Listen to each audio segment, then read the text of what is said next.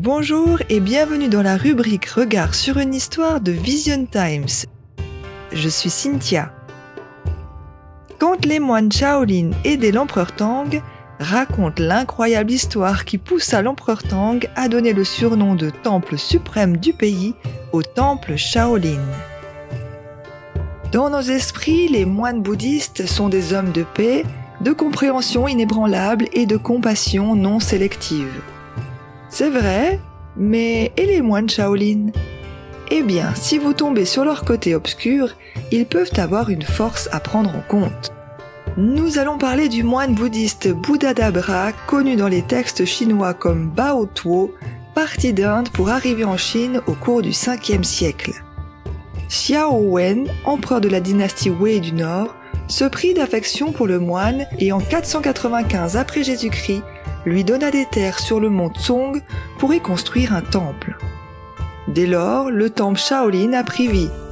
Cependant, les arts martiaux Shaolin n'ont été introduits qu'après que Bodhidharma ait réussi à être admis au temple grâce à sa méditation épuisante de 9 ans. Quand il entra dans le temple, il se rendit compte que la plupart des moines Shaolin avaient besoin d'activité physique.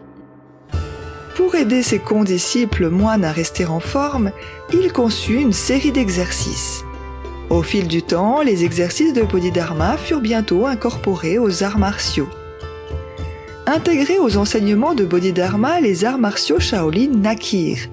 L'art martial Shaolin a évolué au cours des dernières années en incorporant de nombreux styles, y compris celui des animaux que nous connaissons aujourd'hui. L'art martial Shaolin fut créé afin que, si nécessaire, les moines puissent défendre le temple contre les animaux et les hommes.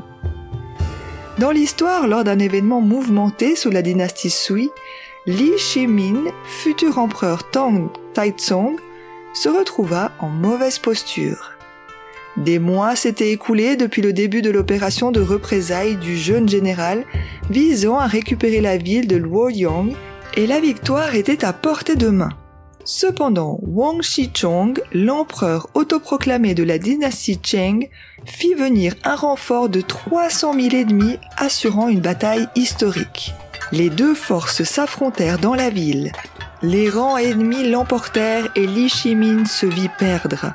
Mais au milieu du chaos se trouvaient 13 moines Shaolin, dirigés par Tang Tsong, qui vinrent à l'aide de Li Shimin.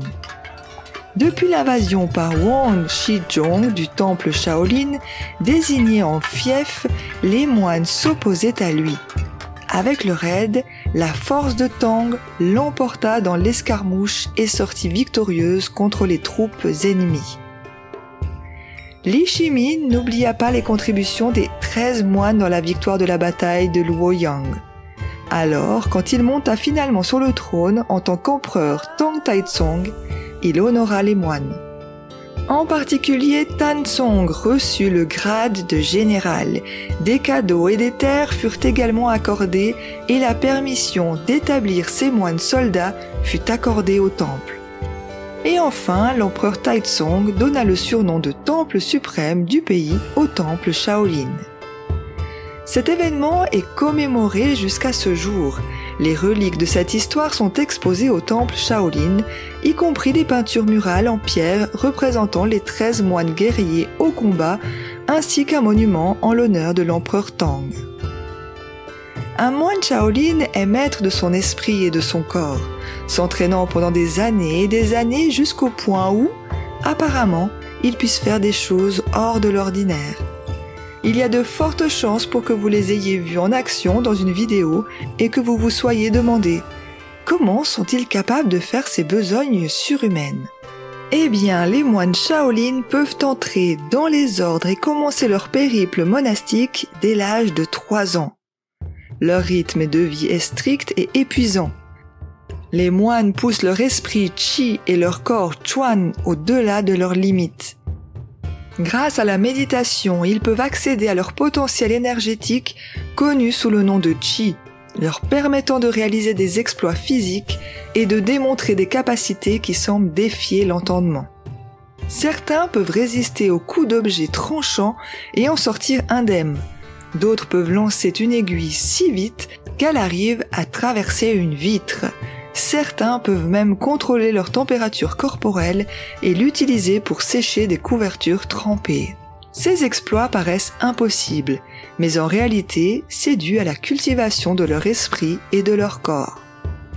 Cela ne vient pas de leurs habits de moines ou d'un secret extraterrestre caché dans l'enceinte du temple. Ces moines réalisent l'impossible car ils savent puiser dans leur énergie intérieure et cultiver leur corps.